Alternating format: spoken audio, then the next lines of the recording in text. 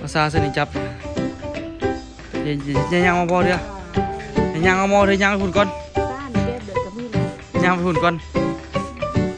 ว้าถูกทำให้แล้ว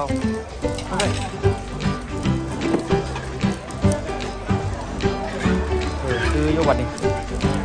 ใช่หรอปลาถูกสึกใจพ่อแม่โอ้ฮะยันเจ็บท้องอยู่ด้วยข่อยนะทุกคนสบายดีตอนกลางคืนเนาะตอนนี้อยู่ที่ตลาดบ้านไม้เนาะอยู่ข้างบ้านในวันนี่แหละทุกคนพอดีเห็นห้างสินค้ามือสองอยู่นี่เพราะว่าเขาสิถ่าเอาของอยู่บ้านในวันเนาะก็เลยให้ไอ้วันไปส่งไอ้นุ่มเนาะทุกคนเราไปเวียกเลยไปส่งไอ้นุ่มอยู่พลวิสัยไปได้บกไก่ปานใดแล้วสิกลับมาส่งคืนซะซะ ตัวมานี่เนาะทุกคนเนาะ3 กิโลเด้อโอ้3 กิโลขายหรอตอนนี้นี่มาพากันมาลินห้านขายเครื่องมือสองญี่ปุ่นเนาะทุกคนป้าติโด2-3 โลได้นี่สั่งกิโลนะแสนปลายแม่เติมหนึ่งยุบึ้งอันนี้ก็แม่จาน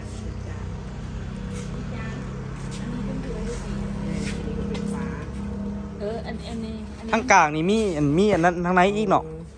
อันนี้เป็นจานซื่อๆอันนี้จานซื่อๆอ่ะแม่นจานซื่อๆเป็นเพียงไปเลยเนาะมีแต่อันนี้เป็นลูกเนาะ299300สามารถเซ็นซัดเดี๋ยวยางเลาะเบิ้ง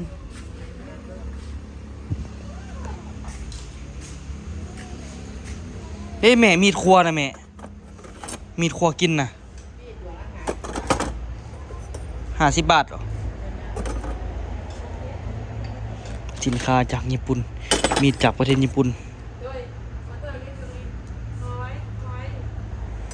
เบิ่งกันเนี่ยแนวมีดแบบตัดนะฮะทุกคนตัดสเต็กเนาะแล้วก็หลายอย่างตอนนี้คือถ้าไอ้วันเนาะก็เลยว่ามันยางเลาะเบิ่งเนาะบางทีมีแนวจากได้เอาซั่นซะก็เลยพากันมาเบิ่งลองเบิ่งว่ามีอย่างแน่เนาะส่วนหลายก็ถ้วยบวงจานเป็นของมือสองจากประเทศญี่ปุ่น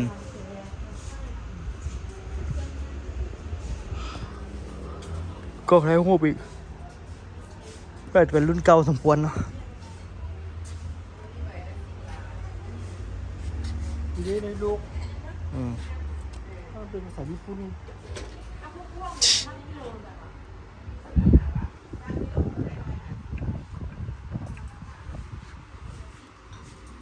แจกัน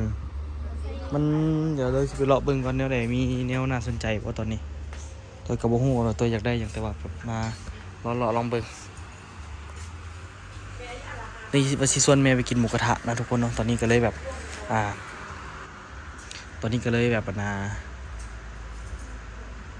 ถ่าก่อนเนาะถ่าไอ้วันมาแล้วจื้อสิไปโอ้สินค้าแต่ละอันก็มีติดราคาไปก่อนละกาเพื่อนสิบอกว่าลดจากไปอีกเนาะเห็นอันนี้เขาเห็ดตอนเขาจะเห็ดฮ้อนๆออกมาเจ้าก็เห็นเขาเห็ดอันนี้บ่เอาเขาเจ้าดึงอันนั้นมีอันจับฮ้อนๆขึ้นมาเด้แล้วเขาเจ้าเอาตัดกึ๊บไปเนี่ยที่เราตัวเห็นรถจากใดเอามาใช่รถเด็กน้อยเอามาเงินน่ะเอามาอยากได้น่ะบ่มีเงินเราบ่ต้องเอาหยอกสิพอหยอกสิเอามาอีกแล้วนี่มาเบิ่งอันนี้เฮาพี่นะแนวอันไหนที่แบบว่าคลาสสิกเอาไปเฮ็ดเดี๋ยวกินเฮ็ดคลิปอันนี้ไม่ใช่ปลาแดกคุณอ่ะว่าที่ใส่ไปใส่ปลาแดกงึดลายนี่หม้อพวกนี้เลยเอาจับซื่อๆน่ะต้องใส่แก๊สตีดังแก๊สตีนี่เอาอันนี้มาช่วยฮะ300 บาทก็โมได้แพงเลยแพงอยู่เลยตัวนี้หนักครั้งเลยคนนั้นไม่ยังเป็นจะเอาป่ะส่วนใหญ่กับมีแต่เป็นถ้วยเป็นบวงเนาะส่วนใหญ่กับมีแต่เป็นถ้วยเป็นบวงมันของนั่นนี่อันนี้120โอโลละสั่งกิโลขายเลยเอาไปให้ยังวะนี่เด้จานนะจานเป็นวี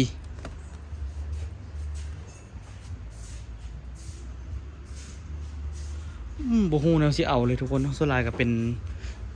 จอกอันนี้เลยเนาะจอกที่แบบว่าแม่เอาเบิ่งนี่แม่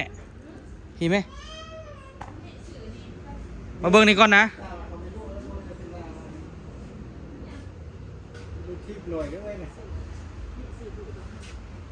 นี่แม่ภาษาสนิทจับหรอกแต่ยังมาพอเถอะยังเอามอเถอะยังไปหุ่นก่อน ซ่านะแบบเด็กกับมีแล้ว ยังไปหุ่นก่อน ไม่ยังโอ้อันนี้บ้า ได้มีอันนี้พอมีจอขอบ อันนี้เด็กซื้อเท่าไหร่ย่างกิโลกันน้ำเอ้ยผมมีควันใจมันอะไรนะ ถ่ายวันมาบุ้งวันสิมาตอนไหนคนนี้ เดี๋ยวยูซูเดซูซี่บ่ตัว ฮะ อันนี้นะ แมนก็เขาจะเอานั่นทำมันน่ะ เมื่อกี้ค่อยอยู่ห้องแถวอ่อนกับน้องค่อยมีเลย เอาบอกเฮ็ดซูชิกินบอกให้ออโต้กินบอก กระคักเลย เขาเอานี่ห้าม แม่จะเอายัง แม่เอา มีแนวเอาเลยติ ที่แล้วเขาเอาปลาเอายอง อันนี้เขาขายเป็น1 กิโลอีกกันหน่อยนี่เจออัน ยังไงก็เอาจากสุดหนึ่งธรรมดาไปยองนาโต้ก็เอาสีเดียวนี่กันหมูมาก็ได้กินคักๆเนาะนี้สารบ โอ้มันบ่มีควันน่ะถ้ามันมีควันมักโอ้ โอ้หาจะให้ลูกเป็นกระเทยนั่นก็ได้วันนึงมันมักแล้ววับได้หันได้เป็นอีโต้ได้หันนะโมเมนอู้คำซื้อโมงจังอันไปใส่วะนาฬิกางามมีแต่ว่า คนมากอันนี้ เจะสิไปใส่หยังพวกไอ้วันแหมบอกแล้วนะมาโซนนี้แม่จะยักได้ อันนี้งามบ่นี่ มักหลายๆดิทำจะเอา ตัวนี้เอาตัวนี้ มี30-40สุด สิเด้อ เด้กระแมนเมดระบนี่นี่ บ่อันนี้คือกันแล้วอันนี้นะ เนาะคือกัน คือว่าอันนี้ดีเจ้าอันนี้นะครับ เด้พุ่น ตัวนี้นะครับตัว จอกมันลดลาย หน่อยพูดตัวนี้ ค่ามือสองจากญี่ปุ่นโอ้เสียดายนี่บ่มีฝาอัดบ่มีฝาปิด แล้วตัวนี้จะตัวนี้กันเนี่ยไปเอาอันนี้ แม่กับพ่อ ไปกินที่เดินเสื้อน้ำซาไปกิน เอาไปไอ้วันมาละเด้นอันนี้เรากินน้ำซาแท้ หึ มึงนี่อันนี้ อย่าจับเลยเนาะ ผมแพ้ได้เลย3,000กว่าบาทไหมเอ้ย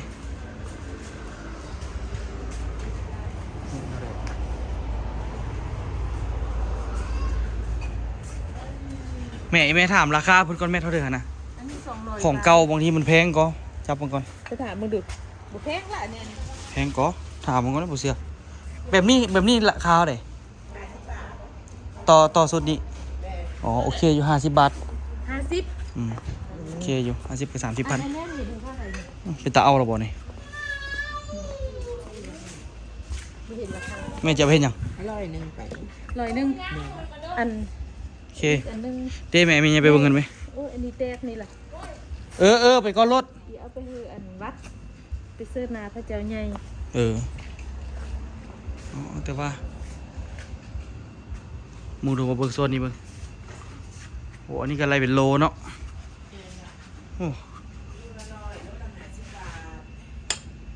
โอ้มันเป็นเซต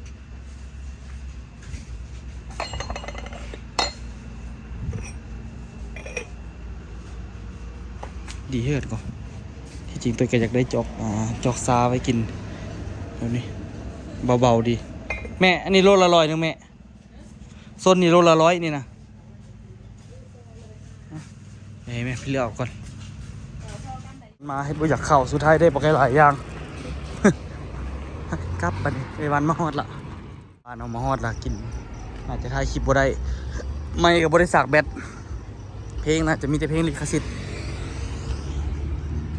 ปกติของร้านอาหารทะเลอยู่แล้วเนาะมันสิเดือดแท้บ่ทะเลนี่ลองมึงดูบุฟเฟ่ทะเลเดือดนี่ ถ้าตัวเสี่ยวก็ เดือดแท้อยู่ว่าอูทะเลนี่มีแต่คนลาวมากินอาหารทะเลเฮ็ดเต็มที่มาเลี้ยงคนสดไม่สุกน้องมื้อนี้ถูกความเฮ็ดแล้ว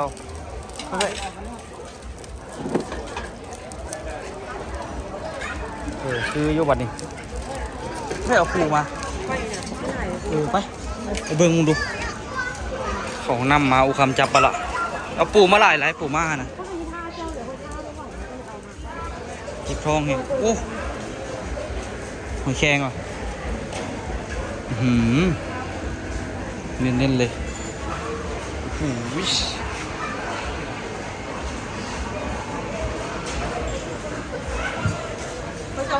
ทะเลเดือดอีหลีป่ะอู้เอานี่นะอู้กังเนี่ย กังเนาะเอารวมกันเลยนะได้ป่าวะได้บัว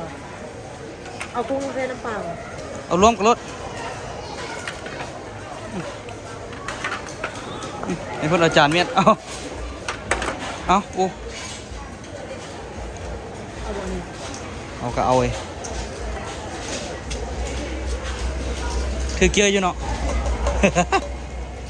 แม่ถือใจอยู่กินกุ้งแล้วซาใจที่มันเมกะพอซาใจแท้นี่เอาหอยแครงไว้จะกินหอยแครงเอานี่เนี่ยจะผ่าต้นตาลมีนาได้จันทร์ที่เนาะมือหนามาเนาะพาต้นตาลมีนามาลินมาห้านนี่แหละไม่ต้องไปไกลฮอดอุดรดอก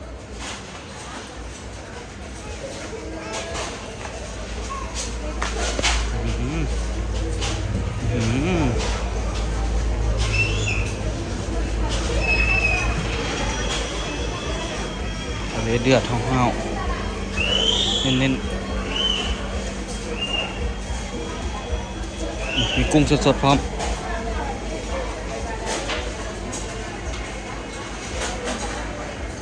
กุ้งสดๆก็จะเอาจังได๋โอ้มีส้นหอยทั้งนี้อีกนี่แม่อันนี้ในแซ่บนะอันนี้นี่โคตรแซ่บเพิ่นกินสินะเพิ่นมักปูไปเอาถ่านมาอีกดูข่อยจะใส่หอยบานนี่เอาน้ำอีกดูเดี๋ยวข่อยไปเอาจานมาเองเข้าพันเข้าเลย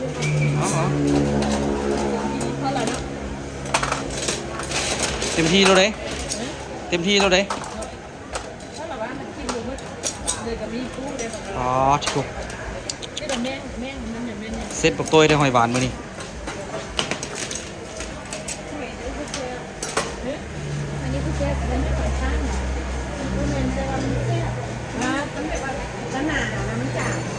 ค้างมีขนหอยค้างเอาไปทิมมันก่อนแกะยากกันบ่ว่าอันนี้อะไรน้ำมันไหนโอ้ไหนนี่เอาไปลองเบิ่งตัวแดงอันนี้อะไรวะตัวแดงตัวแดงของมันอยู่หันดีเขาแกะเลยจนไปพอก่อนไปเหลือมืดแล้วจึงเมาอีกนี่เด็กเขาแกะมืดแล้วจึงเมาอีกเดี๋ยวจะมาเอานี่ก่อนมาสุกตันหาแล้วบัดนี้เดี๋ยวจะมาลอกเดือดก่อนอัดถึกใจพ่อแม่โอ้ฮะยานเจ็บท้องอยู่ด้วยข่อยนะอันนี้มันจากอันนี้กุ้งสิเด้อนี่แหละแมนกินเลยระวังเจ็บท้องเด้อเพิ่นก็ยังยานอยู่นี่แต่ก็กินไปแล้วตัวยานมากเลยตัวมักหอยบาทนี่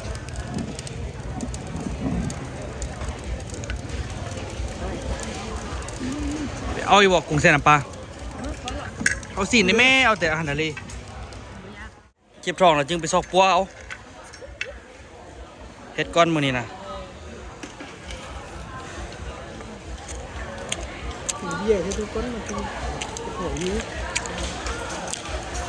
แมนอยู่จำมันนี่แต่ยังแซ่บ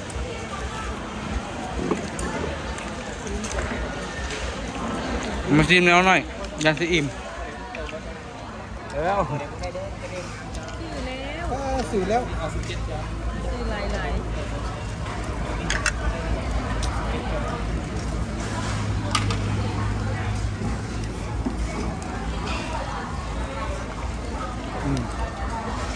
สปาเกตตี้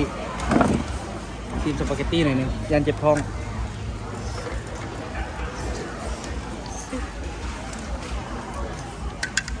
โอ้ครับ พวกหอยแครงมันแซ่บ ๆแกงแซ่บหรอเอาจุ่มมือจะนี่เอา แพงแท้อยู่อ่ะย่านแต่เป็นค้างอ่ะขนอยู่ค้าง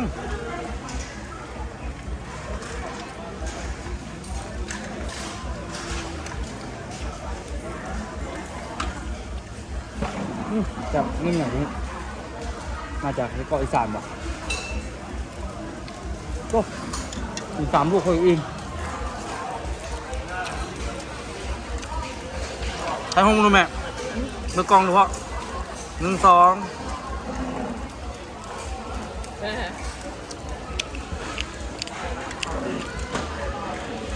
เกาะอีสานเอามา1กันแบบคันบ่ได้กินข้าวยันมันเจ็บท้อง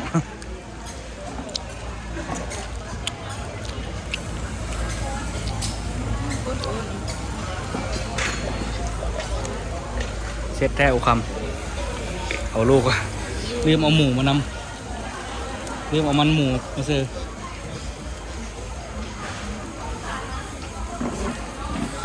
จังจะบติด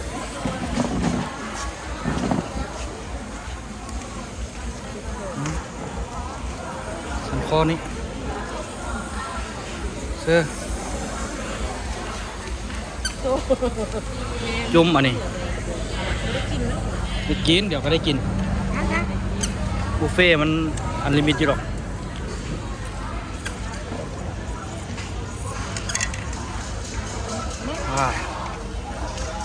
บ่มีเงินตังกล้องเว้ยมันคักขนาดนี้บ่เป็นซอยจุตี้อันนั้น ช่วยจ ฮะของมัวบ่ปะโตจับนะเอาเลยไหม แล้วจุ่มนั่นขอเอา เบิ่ง ทักเธอเลยเนี่ย ระวังเจ็บท้องเด้อบอกเลยอย่าเฝ้าอิ่มเด้แม่อย่าเฝ้าอิ่มเด้ กินหลายเดือนแล้ว ยังเหลือหลายที่แม่เอามาสุดเดียวบ่มันสิจอดเด้ แม่น้ำมัน ผสมกับยาก่อน ผมเงินเลยเนาะ ำไปเลยคุณนึง จับบ่ ยิ่งจะ3เก่าๆคุณลุงซีหน่อยทานเนี่ยเก่าที่ว่านะ ตามมาเก่าคนละ300,000ปลายเกือบ400,000ก่อนโอ้เกือบ400,000คนหนึง คิดตามเพื่อน แม่นก็บ่ได้ว่าหยังจะมาเว้าให้ฟังอ้าวเพิ่นเอาให้บ้านเพิ่นไปเหรอ เอาตึ้งแบบไหน บ่ได้เฮ้ยไฟนี่ก็เริ่มบ่ฮ้อนแล้วเป็นจังได๋แก้วบ่ได้ซั่นติ จับลูกเคยกินน้ำพองดู เอาซอยจุบัดนี้ ก็ลองซิมย่องดู เบิ่งสภาพก็โตกระท้องจนปุ้งหมด เอาตัวกินข้าวกินปู เยอะนี่ มีซูชิก็อู แต่ที่ มีซูชิก็ เห็นอยู่ จุ่มเด็กกัน เขาลวกแล้วแม่ ได้เฮ็ดว่านะทุกคนเนาะอันนี้นี่ก็ที่ว่าเป็นนะทุกคนเบิ่งท้องผู้ใดก็บ่มีสิแวบเลยเบิ่งท้องพอกับจนปุ้งท้องแม่ก็จนลงบ่ได้ละมีแต่อูยังสู้อยู่เดี๋ยวนี้อูนี่คุ้มค่าอยู่คุณตัวกินได้ซับนี้เอาเนาะกุ้งได้2 โตนึงอูคำเฮ็ดปลาทุก กินแต่ชิ้น คุ้มแต่คุ้มว่าเนาะจนสิ9 โมงกลางคืนแล้วยังบ่ได้ข้ามด่านเด้อโอ้เฮ็ดโพดเฮ็ดโพ มาที่เศร้าเนาะมาเนาะ กินอะไรเนาะ 5 โมงใช้ชีวิตคุ้มก็เนาะมันเป็นอันนี้ทุกมือเนาะตื่นนอนแล้วก็ไป อยากนอนนั่นที่ข่อยเมื่อยที่ข่อยน่ะ กับรถตัวใหญ่อยู่ ไอ้สิ อ่ะตัวตะกี้เข้าไปก็ไอ้แน่ก็เป็นอันนี้เลยวะ ออกไปหา มือ ออกไปหาหมู่กับญาติหมู่เครียดเมื่อนี่นะ มืดแล้วก็ฮอดกับฮอดนี่แล้วก็นอนแล้วก็ตื่นเช้า5 โมงสตาร์ทให้นั้น แล้วทุกคนเมื่อวานนี้ไปไทยมาเนาะแล้วก็มามื้อนี้แล้วก็ไปงานแต่งต่อทุกคนป้าที่ลูก บ่ได้เห็นเป็นอย่างดอก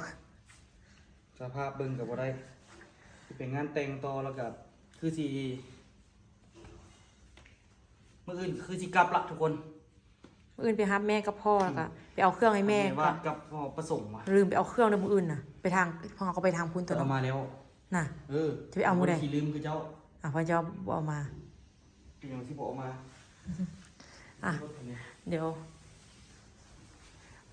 เอาตัวไปนอนนำแม่ทุกคนไปนอนนำแม่ซุกแล้วเอาให้ไปนอนนำแม่ซุกอยู่เวียงไอ้นี่มือตึ๊บเหมือนมืออื่นก็สิได้มือแล้วเดี๋ยวเบิ่งไปแอมก่อนที่ยังกิน จริง ให้ได้กินอาหารทะเลให้ได้ไอ้ต้อมมาเกี่ยมให้เราทาแอมค่อยไปแต่งหน้ามือนี้เขาจะว่าค่าแต่งหน้าอันนำอายอันไอเบมีแต่15,000 เดย์ งานเช้างานอะไรเจนนั่นได้เจนนั่นได้ให้เราแต่ง งานซ่องงานแรง เขาจะถามเขาจะถามเจนอีกเด้อลองแต่งงามงาม เขาก็ว่างาน ค่อยว่าเราแต่งงามงามแล้วผมมันนะแบบหวานหวาน แมนแล้วก็พุ่มหาม เขาก็หมักเหรอ ค่อยก็ว่าเดี๋ยวค่อยจะไปถามราคาน้ำเจนให้กับมือนี้เพราะว่าอันเมื่อกี้รวมน้องจอนทันเขาว่าไอ้นี่ทันแต่งงามแล้วก็ราคาโอเค แมนคนก็อันนั้นเราไล่ได้เดี๋ยวนี้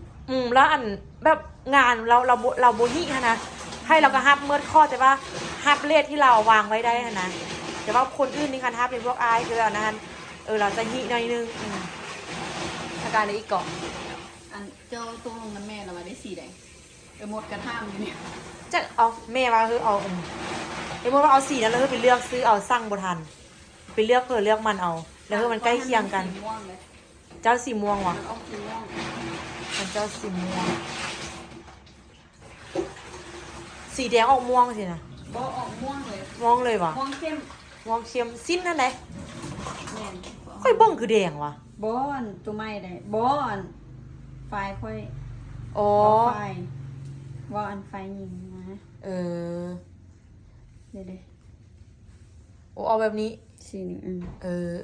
แล้วถามหมดอยู่หมดว่าสิถามแม่ก่อนมาแม่สิเอาสีนี้บ่ก็งามเลย พอก็งามเขาก็ยังบ่มีสีนี้ตัดก็ดี งามคือได้ จังมีสีนั้นก็บ่มีคือกัน เป็นเฮ็ดได้กินมื้อนี้ของแท้อีก แพ บ่ ง มองค่อยไปตัดสิ้นนี่มื้อนะ แพง มองค่อยไปตัดสิ้นนี่ กินเมื่อวาน อันนี้ค่อยสิ้นค่อยไปตัดอยู่ห้านน้องอย่างค่ะมันค่อยถามเราว่าค่าตัดชุดเจ้าสาวเท่าใดเราว่าแล้วแต่โมดเราว่าแต่ว่าเริ่มต้นทางสิ้นทางเสื้อ800,000แต่ว่าแล้วแต่โมดว่าเจ้าสิขุนเสื้อบ่ขุนว่ะคันขุนมันสิเป็นข้อมองนี่นะงามเด้ 800,000คือว่าคือเด้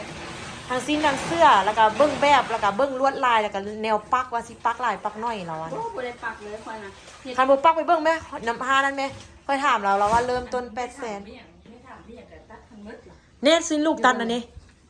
ก็งามอยู่แต่ว่าอันนี้นะมันเฮ็ดเขาอันนี้ตังให้แล้วก็อันนี้บอกมันเอาเฮ็ดให้มันเฮ็ดเขาปีนแบบตังแล้วก็แคบตังหั่นน่ะ มัน บ้านหน้าเฮือนหันพัดแม่เบิ่งหัน บ่ บ่ เฮ็ด แท้ แคบลีดสิวะบ่เฮ็ดแคบลีด แม่นต้องเฮ็ดคอตั้ง เฮ็ดคอตังเฮ็ดตกมานั่นอย่างในนึงเฮ็ดคอกวางๆมาไว้สิแล้วจึงมาปลายอยู่นี้บัดแม่อันน่ะหันแล้วมันเป็นอันนี้มันปลายเลยแบบสิเลย มันบ่เห็นคอ บัดนี้สนี้แม่แล้วบ่มัก นี่เด้อไปให้มวน แต่ว่าอยากพาแอมไปเบิ่งห้านตัวค่อยตัดทันทีเดี๋ยวนี้บ่ฮู้ว่าเจ้ามักบ่ ก็ไปว่างแล้วก็ไป เดี๋ยวค่อยสิส่งเบิ่งให้ก่อน เป็นเด้อหมู่บ้านนี่ไป ใช่นะม่วนเหรอวะม่วนในประเทศสังคมอย่างไรจิตใจดี มวนไปแม่ไปนั่งกันจน สี แร โล ง มากว่ะ บ่เงารับบ่เงานอนหึ สิเจ้าภาพ สีเจ้าพามน่ะ จะได้เป็นอย่างแม่ก็อีไปเอาคืนนั่น ขึ้นตัวอันอยู่หันแม่นะฮะก็ออกสีเงิน คันเอาสีนี่แม่ก็ได้ สมมติก็ให้ถามแม่ว่าเอาสีนี้บ่ คันเอาลูกก็เอาน้ำแล้วแต่พวกแม่นุ่งอะไรลูกก็นุ่งได้ แม่เลิศนะ 4,000 บาทถูกได้ ป้าโธ่คนได้ มึงนึงว่าสีนึงมึงนึงว่าสีนึง ดอกลูกสายทางขี่เนาะไป เด้ เอาสีนี้แห อั ละ นนี้ฟังทั้งทีละ 5ละ เด้อันนี้นี่เด้เมื่อวานนี้แม่ไปซื้อมาเนาะ กินบ่กินไป ไปเบิ่งทำบิดไปเบิ่งลาล่าเพิ่นว่าอันนี้แม่แซ่น้ำปลาไว้ ม่วงสินะ อันนี้นี่แม่สิซื้อไปวัดก่อน แม่ซื้อไปให้พระอยู่วัด ไปเอาผืน เออ นี่ราคา 250 บาท 250 บาท บ้านบ้านได้กับบ้านเปลี่ยนมาเขาอีได้ทั้งมาง ามมีก็ถือว่าอันน่ะเมื่อวานนี้แม่ซื้อมีแต่ถืออันละเท่าไหร่นึง 2 อันนี้นะ อันนี้ ถือว่าอันละ150เนาะ เขา250แต่ว่าได้100 บาท อืม แพงละ100 เออ ก็คุ้มแล้วว่า100 บาท แม่มาใส่ 200 บาท นี่ลองเบิ่งนี่บ่หัวละ โอ้100 บาทจ้ะ อัน บ่หัว เห็นเขาปลูกดอกกุหลาบอะนะปลูกดอกกุหลาบแล้วมันบานมาแล้วตัดมาใส่โถเจกันนะ บ่แม่เอาไปวัดแม่ไปใส่ต้นนาพระเจ้าใหญ่ มือ บุญ เนาะบุญ พูดเรื่องมากเลยได้นกเนาะ เออผู้ใดมาผู้ใดเอาดอกไม้ไปเฮากับบัดเขาแล้วแล้วเขาก็ไปแซมเบิ่งสบ่มี เมื่อวานนี้ทุกคนเนาะไปงานกับ กินกันแล้วก็กิน เป็นครั้งแรกที่ไปละการไปงานศพที่โดนที่สุด บ่ถามไอ้วันน่ะปกติ เออ ไอ้วันว่าบ่าย เขาบ่เคยไปดิ บ่ายสาม เขาบ่เคยไปเด้ว่าการจัดงานเขาเจ้าว่าเป็นแบบไหนเขาบ่ฮู้เขาบ่เคยไป อันนี้ถือว่าครั้งแรกเนาะ จะได้แม่อันมันอากาศมันย้ำดีนะมันหนาวค่ะนะ อืม แล้วก็เขาก็ไปนั่งอยู่กองต้นไม้แล้วฟังแม่บ่เหงานอนจากบ้าน ป้าโถบัดพอโซนงอกอยู่ ที่จริงว่านะไปแล้วมันโดนกระโดนอยู่แต่ว่านะอันน่ะเขายุ่งออโต้พี่ลึกโคตรซื่อ ค่อยอยากกินกล้วยขนาดแต่ค่อยอันคาบออโต้แล้วก็น่าอายเนี่ยแล้วก็บ่ จะ กิน กินอยู่แต่ว่าข่อยกินรู้สึกว่าข่อยกินหลายเกินไปแล้ว ค่อยน่าอายได้กินหลายอันโพด แม่หันมาทางลุงจ้ะอันนี้ก็เป็นงานนี่เนี่ยหรือว่างานเด้อแม่กินได้บ่ได้ก็เลยหิวไปกองกองม่วง เอาไปทำเขาอยู่ฮะเป็นที่มา อยากตีเที่ยงเชียว ตู้เย็นนะ งานทีมซ้ายทีมสกาบ่มีคนอยู่ได้มีคนอยู่หลาย ไป เช้าอยู่ ไปใส่บนเร็วเถอะตัว 7 นาที มื้อนี้นี่ก็สิออกไปงานแต่งแล้วทุกคนแล้วก็สิออกเดินทาง เสื้อจะดิ มื้ออื่น จะได้นี่ก็รออยู่เนาะ อื อัน ม นี้นึงก็คือกระต้มกะทิ ได้โอ้ได้ใส่อยู่ใส่เสื้ออยู่ คือข้าวต้ม ได้เสื้อตัวเก่าออก ข้าวต้มกำกะทิวะ เสื้อนะเสื้อแสนเก่าๆมันรู้สึก รอ ว่า อยู่เนี่ยนี่กัน มันบ่เป็นอันนั้นบ่มันหิดลายบ่ลองดูเอามาลองดูของไป เพชรขาดขี้เลเราซะเด้อ เพราะว่าเรายังหัดได้อันนี้นะ เดี๋ยวเบิ่งดู แม่หัน ของข่อยมันอันนั้นน่ะเสื้อตัดตั้งแต่สมัยดอกมันดอก แม่ อ้าย เห็น พุ่นน่ะ คลิปน่ะเบิ่งเห็นอันนี้ป้า กูคือตุ้ยแท้สิว่ากินในใจ แฟนฟาดเข้าปั้นมาทน ในปันเคยโอ้ยปันตัวเองจอยให้จอยว่า แฟนฟาดเขาเลยเบิ่งให้สีนุ่งเสืออันนั้นได้สปาข้างหลังกูนี่ก็ได้ป่ะ แต่ว่าเจ้าฮอดมือดองไอ้ต้อมไม่ได้ก็ตัดผมพอดีๆกว่านี้ มันเหมือนกับตัดผมแล้วก็สิได้ตัดสูตรใหม่เลยเพราะว่ามันอันน่ะมัน คอยนุ่งเสื้อนี่คอยนุ่งเสื้อคอยมั่นใจขนาด หน่อยตัวให้ หายเรียบร้อย ลองเสื้อผมดูฮะบ่เอาไปส่ง ทรงนุ่งบ่ได้ตี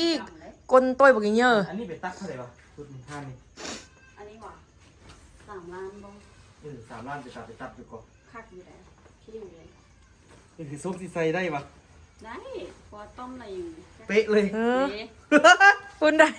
ถูกใจแฮง เข้ากันอยู่เลยนะ กับเขาอยู่ อันนี้กับพอดีได้อยู่ ต้มมันจะขัดหน่อยนึง